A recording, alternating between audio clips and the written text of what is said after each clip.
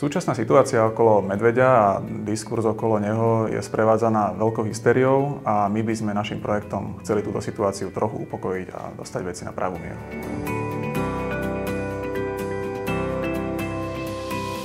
Projekt Šelmar je séria 30 videí s edukatívnym charakterom, ktoré majú spoločnosti prinášať informácie o medveďoch, aká je to šelma, na čo si dávať pozor, ako sa v prípade stretu brániť, ako sa mu v prvom rade vyhnúť a ako vlastne človek má s medveďom v pokoji súžiť.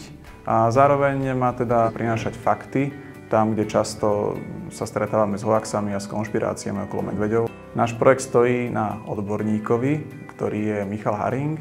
Je to človek, ktorý je podkutý nielen teóriou, ale hlavne praxou. Je to človek, ktorý pracoval ako veliteľ zásahového tímu, má s medveďami stovky stretov v teréne, má na svojom konte aj odstrel problémových medveďov, takže veľmi dobre vie, o čom hovorí, pozná, ako sa správajú. Ukazuje nám napríklad medvedie stromy, ukazuje nám spreje na medvede, ako sa dá pred medveďom v prípade konfliktu brániť, alebo nám bude ukazovať, akým spôsobom sa majú uzamykať smetné nádoby, aby sa k nim medveď nedostal. Dokonca aj tieto veci, keď sa na Slovensku robili, tak sa neurobili správne, takže si ukážeme, ako to naozaj má správne vyzerať.